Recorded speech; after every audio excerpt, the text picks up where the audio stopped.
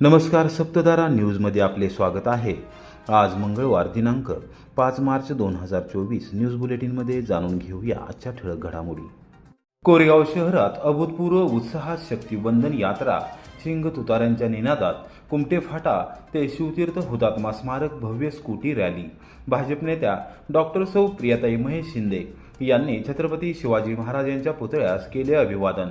पंतप्रधान नरेंद्र मोदी यांचे हात बळकट करण्याबरोबरच त्यांनी भारताला जागतिक महासत्ता बनवण्याचे पाहिलेले स्वप्न साकारण्यासाठी कोरेगाव विधानसभा मतदारसंघातील महिला पदाधिकारी व नवमतदार महिला व युवतींनी उत्स्फूर्तपणे पाठिंबा दर्शविला।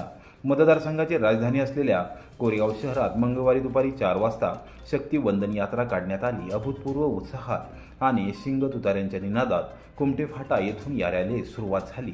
स्कूटी रॅलीमध्ये भाजप नेत्या डॉक्टर सौ प्रियाताई महेश शिंदे यांच्यासह नगरपंचायतीच्या पदाधिकारी, नगरसेविका व भाजप महिला आघाडीच्या पदाधिकारी कार्यकर्त्या सहभागी झाल्या होत्या। कुमटे फाटा येथे दुपारी 3 वाजल्यापासून कोरेगाव विधानसभा मतदारसंघातील आणि शहरातील महिला पदाधिकारी व कार्यकर्त्या जमू लागल्या होत्या। शिंग तुताऱ्यांच्या निनादात सर्वांचे स्वागत करण्यात येत होते। डॉक्टर प्रियाताई महेश शिंदे यांचे आगमन झाल्यानंतर त्यांचे जोरदार स्वागत करण्यात आले। त्यानंतर रॅलीस सुरुवात करण्यात आली। डॉक्टर सौ प्रियाताई शिंदे, नगराध्यक्षा दीपाली महेश बर्गे, नगरसेविका अर्चना बर्गे, स्नेहल आवटे, वनमाला बर्गे, संगीता ओसवाल, शीतल बर्गे, भाजपच्या महिला आघाडीचा जिल्हा सरचिटणीस मीना बर्गे, पल्लवी शिंदे पाटील, तालुकाध्यक्षा उज्ज्वला बर्गे, बेटी बचाओ बेटी पढाओ अभियानाच्या तालुकाध्यक्षा श्यामल शिंदे, तालुका सरचिटणीस नलिनी बर्गे, कल्याणी बर्गे, बेटी बचाओ अभियानाच्या उपाध्यक्षा सुवर्णा फडतरे, आरती माने, देवकी सावंत, धनश्री बर्गे, सुषमा चव्हाण आदींसह प्रमुख पदाधिकारी व कार्यकर्त्या स्कूटी घेऊन रॅलीत सहभागी झाल्या होत्या। त्यांच्या समवेत सामाजिक आणि स्वयंसेवी संस्थांच्या महिला कार्यकर्त्या, महिला बचत गटाच्या पदाधिकारी कार्यकर्त्यांचा लक्षणीय सहभाग होता। 9 मतदार, विशेष करून महिला व युवतींनी मतदार शक्ती वंदन यात्रेचे फलक आणि केंद्र सरकारच्या विविध योजनांचे फलक हातात घेऊन जनजागृती केली। तसेच पंतप्रधान नरेंद्र मोदी यांचे नेतृत्व कसे योग्य आहे हे कोरेगावकरांना पटवून दिले। सरस्वती विद्यालय, पंचायत समिती कार्यालय, जुना मोटार स्टँड मार्गे ही यात्रा शिवतीर्थ हुतात्मा स्मारक रोटरी उद्यान येथे पोहोचली। छत्रपती शिवाजी महाराज यांच्या पूर्णाकृती पुतळ्यास पुष्पहार अर्पण करून अभिवादन करण्यात आले। तदनंतर तेथेच रॅलीची सांगता झाली। शक्तिवंदन यात्रेच्या यशस्वीतेसाठी नगरपंचायत, कोरेगाव विकास आघाडी आणि आमदार महेशदादा शिंदे विचार मंच, भाजपचे पदाधिकारी व कार्यकर्त्यांनी परिश्रम घेतले। नारी सन्मान यात्रेअंतर्गत सर्वत्र स्कूटी रॅली आणि पदरॅली असा महिलांचा सहभाग पूर्ण भारतात दिसत आहे आणि सर्व कोरेगाव विधानसभा 257च्या सर्व महिला वर्गातर्फे मी असं सांगते की मोदीजींना आमच्या मतदारसंघातून प्रचंड प्रतिसाद आहे आणि पुन्हा एकदा भारताचं नेतृत्व माननीय पंतप्रधान मोदीजींनी करावं असं सर्व महिलांचं म्हणणं आहे। कारण नारीणाम यत्र पूजन्ते तत्र रमन्ति देवताः असं शास्त्र सांगतं आणि त्याच उक्तीप्रमाणे वागणारे आपले तपस्वी राजकारणी मी म्हणेन मोदीजी आहेत। पंतप्रधान नरेंद्र मोदी यांच्यामुळे सर्वसामान्यांच्या हक्काचे घरकुल साकार। नामदार महेश शिंदे। मोदी आवास योजनेचा कोरेगाव येथे उत्साहात प्रारंभ। देशातील प्रत्येक नागरिकाचे आपले हक्काचे घर झाले पाहिजे हा उदात्त हेतू आणि विचार लक्षात घेऊन पंतप्रधान नरेंद्र मोदी यांनी मोदी आवास योजना ही सर्वसामान्य आणि गोरगरीब कुटुंबासाठी राबविली आहे। पूर्वी तुटपुंजी रक्कम घरकुलांसाठी मिळत होती, आता ही रक्कम मोठ्या प्रमाणावर वाढविण्यात आली असून लाभार्थ्यांसाठी निकषामध्ये बदल करण्यात आले आहेत। एकूणच पंतप्रधान नरेंद्र मोदी यांनी सर्वसामान्यांना हक्काची घरे मिळवून दिली आहेत असे गौरवोद्गार कृष्णा खोरे विकास महामंडळाचे उपाध्यक्ष नामदार महेश शिंदे यांनी काढले। कोरेगाव पंचायत समितीच्या सभागृहामध्ये मोदी आवास योजनेच्या कार्यारंभ आदेशाचे वितरण मंगळवारी दुपारी 3 वाजता नामदार महेश शिंदे यांच्या हस्ते करण्यात आले। त्याप्रसंगी लाभार्थ्यांशी संवाद साधताना ते बोलत होते। पंचायत समितीच्या प्रशासक तथा गट विकास अधिकारी सुप्रिया चव्हाण, सातारा जिल्हा नियोजन समितीचे सदस्य राहुल प्रकाश बर्गे, हिवरेचे सरपंच अजित खताळ, लासुर्नेचे माजी सरपंच प्रशांत सपकाळ, विस्तार अधिकारी, ग्रामसेवक व ग्रामस्थ उपस्थित होते। मोदी आवास योजनेच्या 155 लाभार्थ्यांना कार्यारंभ आदेश देण्यात येत आहेत। त्यापैकी काही कार्यारंभ आदेश हे प्रातिनिधिक स्वरूपात नामदार शिंदे यांच्या हस्ते वितरित करण्यात आले। नामदार शिंदे म्हणाले की इतर मागासवर्गीय आणि विशेष मागासवर्गीय समाज बांधवांसाठी वेगळी योजना आखली जाणे गरजेची होती. त्यांना न्याय देणे गरजेचे होते. त्यासाठी मोदी आवास योजना सुरू करण्यात आली आहे. 2014 पूर्वी फक्त 35,000 रुपये घरकुलासाठी अनुदान मिळत होते. आता ही मर्यादा 1.5 लाखापर्यंत वाढवण्यात आली आहे. उत्कृष्ट घरकुले तयार होत आहेत. ही घरकुले भूकंपास अवरोध करणारी आहेत. लाभार्थीची निवड काटेकोरपणे करण्यात येत आहे. त्याबद्दल प्रशासनाचे मनापासून अभिनंदन करतो आहे. कोणत्याही रकमेचा मिळालेल्या लाभाचा दुरुपयोग होणार नाही याची दक्षता घेणे गरजेचे आहे. प्रशासन गरिबांना न्याय देत आहे याचा अभिमान वाटतो. लाभार्थ्यांनी दर्जेदार काम करावे. महसूल खात्याने स्वस्त दरात वाळू उपलब्ध करून द्यावी. उत्कृष्ट आणि टिकाऊ घरे लाभार्थ्यांनी बांधावीत असे आवाहन त्यांनी केले. सुप्रिया चव्हाण यांनी प्रास्ताविकात मोदी आवास योजनेची संपूर्ण माहिती दिली. कोरेगाव पंचायत समितीच्या घरकुलाबाबतच्या कामाचा सविस्तर आढावा सादर केला.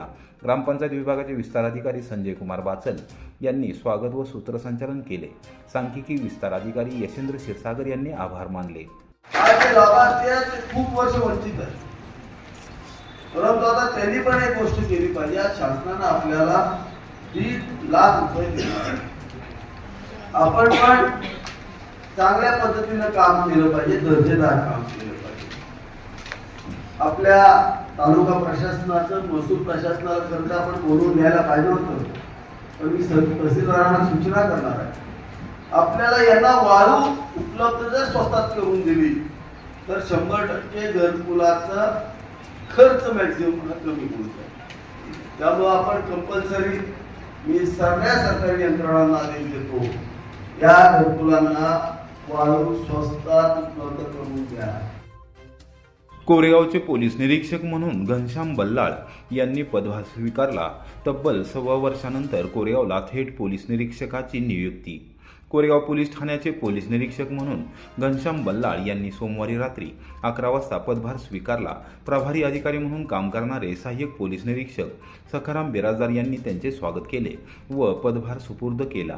घनश्याम बल्लाळ यांनी यापूर्वी सहाय्यक पोलीस निरीक्षक म्हणून कोरेगाव तालुक्यातील रहमतपूर पोलीस ठाण्यात उत्कृष्ट सेवा बजावली आहे.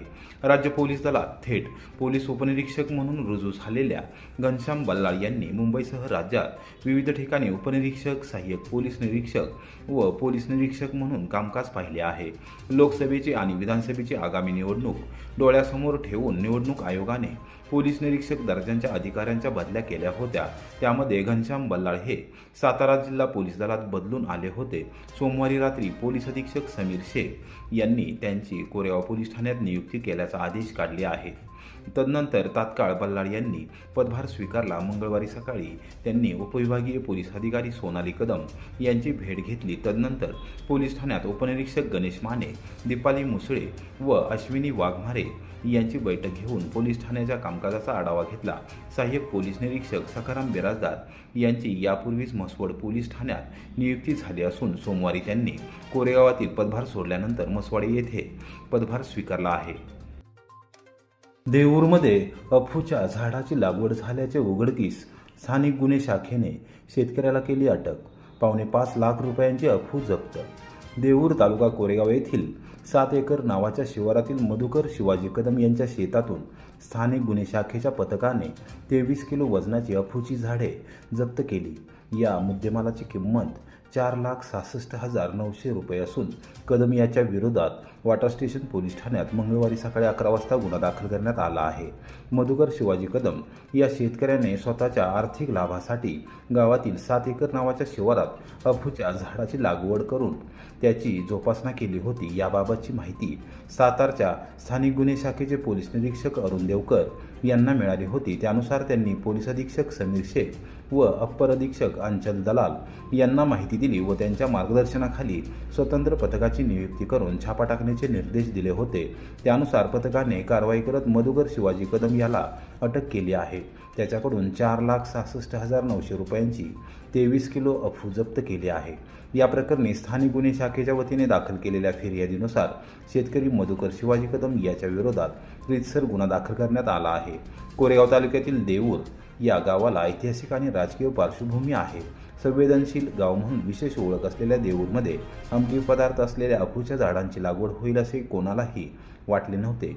सातारच्या स्थानिक गुन्हे शाखेच्या पथकाने कारवाई केल्यानंतर देऊरमध्ये एकच खळबळ उडाली. संपूर्ण पंचक्रोशीत हा चर्चेचा विषय झाला असून स्थानिक गुन्हे शाखेने अजून कोणत्या शेतकऱ्यांनी अफूची लागवड केली आहे का याची शोध मोहीम हाती घेतली आहे.